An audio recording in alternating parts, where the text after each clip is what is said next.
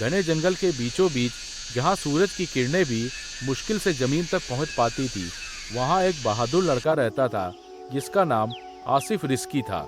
आसिफ को जंगल से बहुत प्यार था।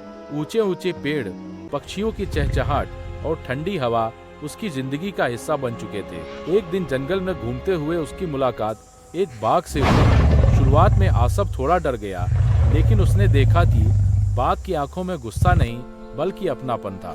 धीरे धीरे दोनों के बीच दोस्ती हो गई। आसिफ ने उसका नाम शेरू रख दिया। अब शेरू हर जगह आसिफ के साथ रहता था। दोनों ने मिलकर जंगल में एक बड़ा लकड़ी का घर बनाने का फैसला किया। आसिफ पेड़ों से गिरी हुई मजबूत लकड़ियां इकट्ठा करता और शेरू अपने ताकतवर पंजों से उन्हें सही जगह पर जमा देता। दिन रात मेहनत करके उन्होंने एक सुंदर और मजबूत घर बना लिया। वह घर इतना बड़ा था कि उसमें दोनों आराम से रह सकते थे। घर के आसपास उन्होंने फूल पौधे भी लगाए। आसिफ रोज उन्हें पानी देता और शेरू पहरा देता ताकि कोई नुकसान न पहुंचाए। धीरे धीरे वह जगह जंगल का सबसे सुंदर हिस्सा बन गई। एक रात तेज आंधी और बारिश आई। पेड़ हिलने लगे और कई जानवर डरकर इधर उधर भागने लगे। आसिफ और शेरू ने अपने घर में कई जानवरों को शरण दी।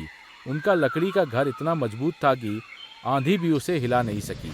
उस दिन के बाद जंगल के सभी जानवर आसिफ और शेरू को अपना रक्षक मानने लगे। उनकी दोस्ती पूरे जंगल में मिसाल बन गई। आसिफ रिस्की और उसका दोस्त शेरू अब खुशी खुशी अपने लकड़ी के घर में रहते थे और हर दिन एक नई कहानी रचते थे। दोस्ती, साहस और भरोसे की कहानी। घर बनाने का काम शुरू हुआ। आसिफ पेड़ों से गिरी हुई मजबूत लकड़ियां इकट्ठा करता। शेरू अपने ताकतवर पंजों से उन्हें जमा देता। दोनों मिलकर दिन रात काम करते। पहले नींव बनी, फिर दीवारें उठी और आखिर में छत भी पूरी हुई। घर पूरा होने पर दोनों बहुत खुश हुए। फिर उन्होंने घर के आसपास फूल पौधे लगाने का फैसला किया। आसिफ बीज बोता, पौधे लगाता, शेरू पहरा देता ताकि कोई जानवर नुकसान न करे। धीरे धीरे वह जगह जंगल का सबसे सुंदर हिस्सा बन गई। एक शाम आसमान में काले बादल छा गए। तेज आंधी और बारिश शुरू हो गई।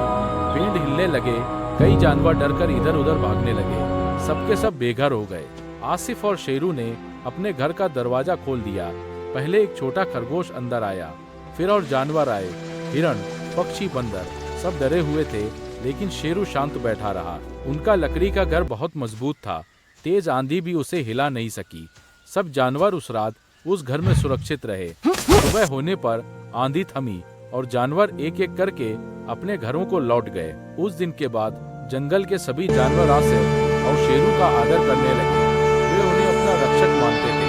उनकी दोस्ती पूरे जंगल में मिसाल बन गई। आसिफ रिस्की शेरू अब खुशी खुशी अपने घर में रहते थे। हर दिन एक नई कहानी रचते थे। यह दोस्ती, साहस और भरोसे की कहानी थी जो हमेशा जारी रही। तूफान की रात बीत गई। सुबह की पहली किरणों के साथ जंगल फिर से शांत हो गया। सूरज की रोशनी में सब कुछ चमक रहा था। जानवर धीरे धीरे अपने घरों को लौट गए, लेकिन अब सब जानवर आसिफ और शेरू का आदर करते थे। वे उन्हें अपना रक्षक मानते थे। हर दिन कोई न कोई जानवर उनसे मिलने आता। आसिफ रिस्की और शेरू अब खुशी खुशी अपने लकड़ी के घर में रहते थे। उनकी दोस्ती पूरे जंगल में मिसाल बन गई और हर दिन वे एक नई कहानी रचते थे। यह दोस्ती, साहस और भरोसे की कहानी थी जो हमेशा जारी रही। आसिफ और शेरू ने साथ मिलकर जंगल में अपना रास्ता बनाया। उनका प्यार और भरोसा कभी खत्म नहीं हुआ।